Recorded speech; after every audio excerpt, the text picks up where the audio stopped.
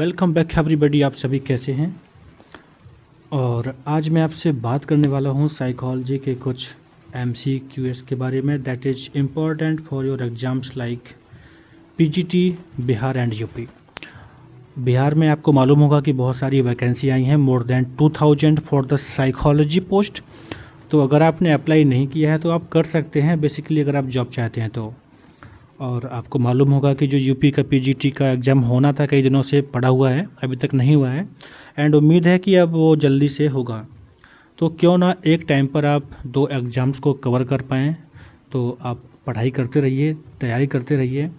और जैसा कि मैं मानता हूँ, जिस पर आपको बहुत अधिक फोकस करना चाहिए कि अगर आप सच में एग्ज़ाम को क्वालिफाई करना चाहते हैं तो आप ये ना सोचें कि एग्ज़ाम कब होगा, क्या है क्या नहीं, क्योंकि वो चीज़ें आपके कंट्रोल में नहीं हैं।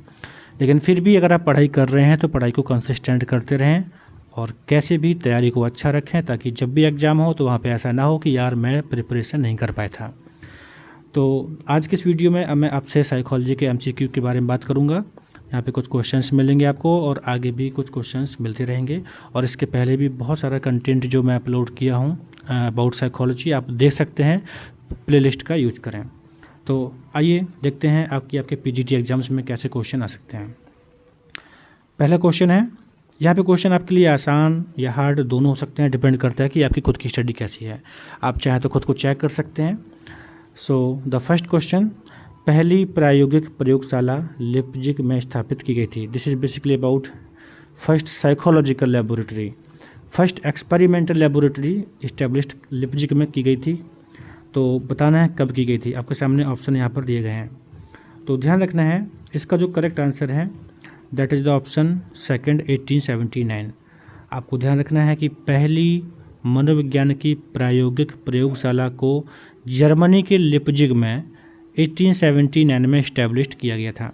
इस क्वेश्चन में कई क्वेश्चन डिजाइन होते हैं। जैसे पहला क्वेश्चन तो ये हो गया कि फर्स्ट एक्सपेरिमेंटल लेबोरेटरी कब इस्टेब्लिश हुई थी, आपने बोल दिया 1879। दूसरा क्वेश्चन हो सकता है कि जर्मनी की किस जगह पर हुई थी, लिप्जिग में हुई थी। तीसरा क्वेश्चन हो सकता है कि फर्स्ट एक्सपेरिमेंटल लेबोरेटरी कहाँ पर हुई थी, तो आप आंसर देंगे जर्मनी में हुई थी। और अगर आपसे पूछा जाए कि फर्स्ट साइकोलॉजिकल लेबोरेटरी को किसके द्वारा इस्टेब्लिश किया गया था, तो आप कह सकते हैं विलियम वुंट के द्वारा इस्टेब्लिश किया गया था, है ना। इस तरह से कई सारे क्वेश्चन डिजाइन होते हैं। अगर आप इनके बारे में और भी अच्छे से जानना चाहते हैं तो जो मैंने बेसिक साइकोलॉजी की वीडियो अपलोड की है उनको देखेंगे तो आपको सब कुछ समझने को मिलेगा। तो एक क्वेश्चन में कई क्वेश्चन शामिल हैं। अब हम आगे बढ़ते हैं। In India modern western psychology was first introduced in. Bharat में आधुनिक पश्चिमी मनोविज्ञान की शुरुआत सबसे पहले किस यूनिवर्सिटी में हुई है, ये बताना है। तो आपको ध्यान रखना है कि इंडिया में मॉडर्न वेस्टर्न साइकोलॉजी की जो पहली शुरुआत थी वो कहाँ पर हुई थी, कलकत्ता यूनिवर्सिटी में हुई थी। तो इसे ध्यान रखिएगा। और कब हुई थी और किसने की थी ये मैं थोड़ा भी आपको आगे बताने वाला हूँ। टेलीग्राम पर मैंने इसके बारे में जो कंटेंट था थोड़ा सा शेयर किया है, वहाँ पर भी चेक कर पाएंगे। टेलीग्राम का लिंक डिस्क्रिप्शन बॉक्स में दे रखा है। तो ध्यान रखना है कि इंडिया में मॉडर्न वेस्टर्न साइकोलॉजी की स्थापना कलकत्ता यूनिवर्सिटी में गिरिंद्र शेखर बोस के द्वारा 1922 में की गई थी। जो गूगल पे आंसर मिलता है वो यही है, 1922 में की गई थी। तो आप ध्यान रखें, यहाँ पर 3 क्वेश्चन डिजाइन होते हैं। वेस्टर्न साइकोलॉजिकल जो इंट्रोड्यूस किया गया था इंडिया में कलकत्ता यूनिवर्सिटी में पहली बार किया गया था गिरिंद्र शेखर बोस के द्वारा एंड 1922 में। ध्यान रखिएगा। एक क्वेश्चन अभी आगे आने वाला है, मैं वहाँ पर आंसर नहीं दूंगा, आंसर आपको खुद बताना होगा। Psychology as a science includes. मनोविज्ञान जो है विज्ञान के रूप में वो क्या क्या शामिल करती है, तो यहाँ पर आपके सामने ऑप्शन दिए गए हैं।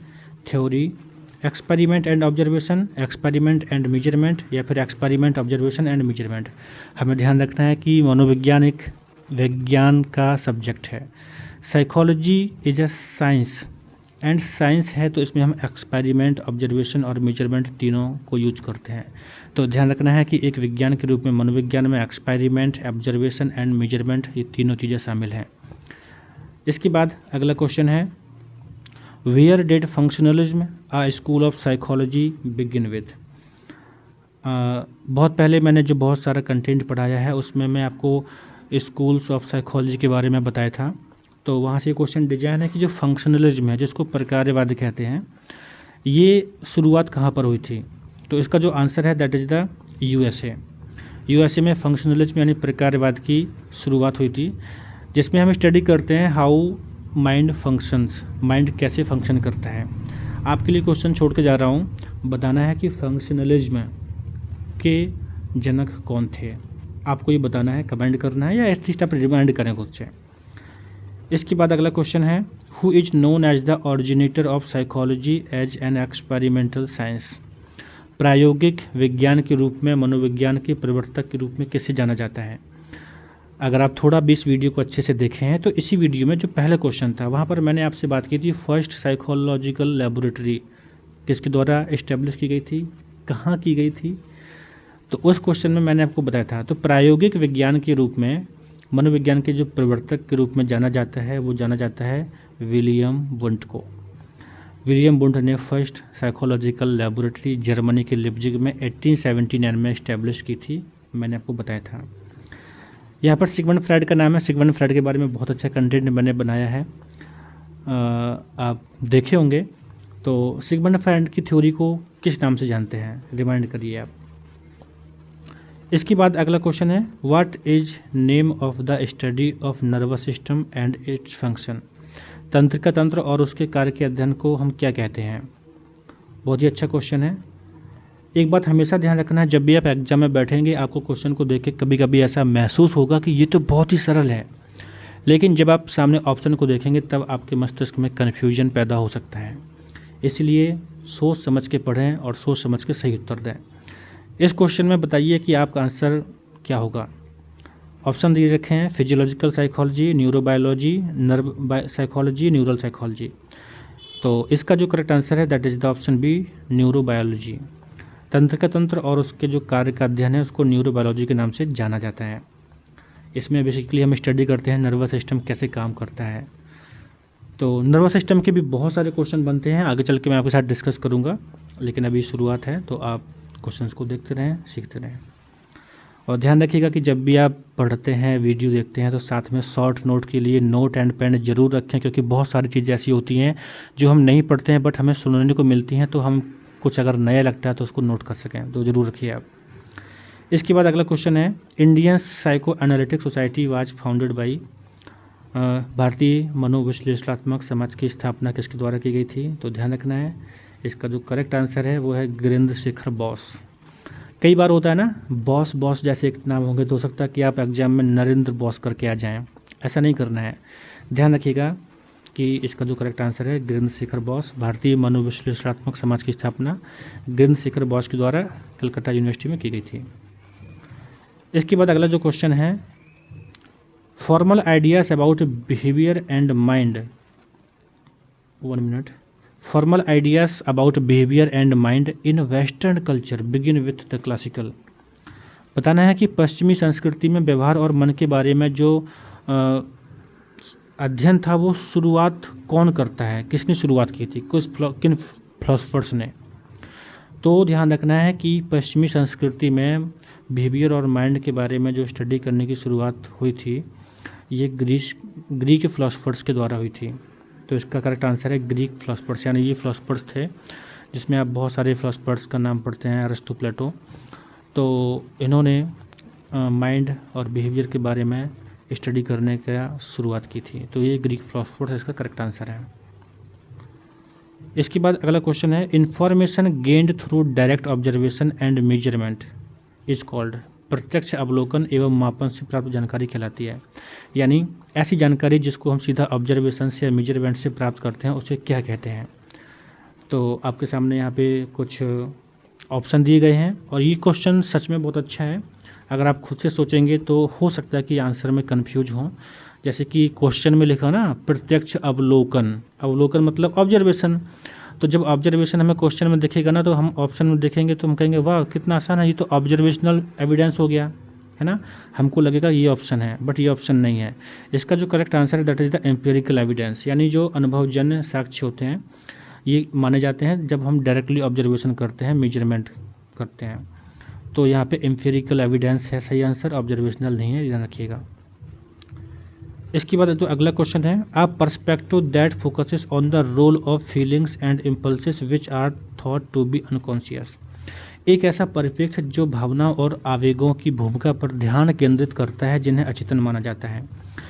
हम साइकोलॉजी में बहुत सारे स्कूल्स की बात करते हैं, डिफरेंट स्कूल्स की बात करते हैं, डिफरेंट पर्सपेक्टिव की बात करते हैं। तो ये पूछा गया कि ऐसा कौन सा पर्सपेक्टिव है जिसमें हम अनकॉन्शियसली फीलिंग्स की बात करते हैं। बहुत ही आसान सा क्वेश्चन है। पर्सपेक्टिव या स्कूल ऑफ साइकोलॉजी के बारे में जो मैंने बताया था, अगर वो आपने देखा होगा तो ज़रूर आसान से उत्तर दे सकते हैं। तो ध्यान रखना है कि अनकॉन्शियस थॉट्स के बारे में जो पर्सपेक्टिव होता है that is the psychodynamic. Psychodynamic को साइको एनालिटिक भी कहा जाता है और इसको सिगमंड फ्राइड ने दिया था, जिसमें हम अनकॉन्शियस थॉट्स पैटर्न की बात करते हैं। इसे अच्छे से ध्यान रखिएगा। इसके बाद अगला है the overall blueprint of the experiment is called. बहुत ही अच्छा क्वेश्चन है। जो कोई भी एक्सपेरिमेंट होता है, जो उसका ओवरऑल ब्लूप्रिंट होता है, उसे क्या कहते हैं? तो इसका आंसर है एक्सपेरिमेंटल डिजाइन। ठीक है, सीधा सीधा ध्यान रखना है आपको। एक्सपेरिमेंटल डिजाइन क्या होता है? किसी भी एक्सपेरिमेंट का एक कंप्लीट ब्लूप्रिंट होता है, खाका होता है, उसको एक्सपेरिमेंटल डिजाइन कहते हैं। इसके बाद अगला क्वेश्चन है, if a test yields similar results on a different occasions it is considered. यदि कोई परीक्षण विभिन्न अवसरों पर समान परिणाम देता है तो उसे समझा जाता है। ये भी आपका जो साइकोलॉजिकल टेस्टिंग है वहाँ से क्वेश्चन है। बहुत ही अच्छा क्वेश्चन है कि अगर कोई टेस्ट बार बार अप्लाई किया जाए और अगर सिमिलर रिजल्ट आते हैं तो उसे क्या कहा जाएगा, उस टेस्ट को क्या बोलेंगे? यानी वो टेस्ट रिलायबल है कि नहीं है, या वैलिड है कि नहीं है, या स्टैंडर्ड है कि नहीं है, या फिर इक्विवेलेंट है कि नहीं है। तो आपको ध्यान रखना है कि इसका जो करेक्ट आंसर है दैट इज़ द रिलायबल। यानी अगर कोई टेस्ट हम बार बार अप्लाई करते हैं और हमको सही सेम वैसे ही रिजल्ट मिलते हैं तो उसको हम रिलायबल कहते हैं। ध्यान रखिएगा कि रिलायबिलिटी होने का मतलब होता है कि कंसिस्टेंट रिजल्ट मिलेगा, तो टेस्ट आपका कंसिस्टेंस रिजल्ट देता है, रिलायबल है। और वैलिड होने यानी वैलिडिटी का मतलब होता है कि जो टेस्ट है वो चीज़ मेजर करता है जिस चीज़ को मेजर करने के लिए उसको बनाया गया था। यानी validity refers to the whether a test measures what it aims to measure. यानी हम जो मेजर करना चाहते हैं क्या वही चीज़ मेजर हो पा रही है कि नहीं हो पा रही है। अगर हम जो चीज़ मेजर करना चाह रहे हैं वो मेजर हो रही है तो वो वैलिड है। ठीक है, ध्यान रखिएगा। इसके बाद अगला क्वेश्चन है, what kind of assessment is done with psychological test. मनोवैज्ञानिक परीक्षण से किस तरह के मूल्यांकन किए जाते हैं? अबाउट पर्सनैलिटी, अबाउट परसेप्शन, या फिर all aspects of psychological functioning, या फिर कॉग्निशन के बारे में। सोचिए, आपको ध्यान रखना है कि मनोविज्ञान के जो परीक्षण होते हैं उनके माध्यम से हम साइकोलॉजिकल फंक्शनिंग यानी जो भी चीज़ें, ऑल एस्पेक्ट्स, कोई भी चीज़, जो भी चीज़ साइकोलॉजी में आ सकती है, साइकोलॉजिकल जो भी एस्पेक्ट्स होते हैं उनकी फंक्शनिंग का हम मेजरमेंट करते हैं थ्रू द साइकोलॉजिकल टेस्ट। ठीक है, ये ध्यान रखिएगा आप। तो इसके साथ आज इतने ही क्वेश्चन। मेरे साथ आप जुड़े रहें, टेलीग्राम पर भी जुड़ जाएं, कुछ कंटेंट आपको देता रहूँगा, लिंक डिस्क्रिप्शन बॉक्स में है। और आपके ये जो बिहार पीजीटी, यूपी पीजीटी का जो भी एग्जाम्स आने वाला है, थोड़ा सा मेहनत कर दीजिए। हो सकता है कि आपकी 2-4 महीने की मेहनत आपकी ज़िंदगी में एक बेहतरीन स्थायित्व लेकर आ जाए। मेरे साथ जुड़े रहें। Thank you.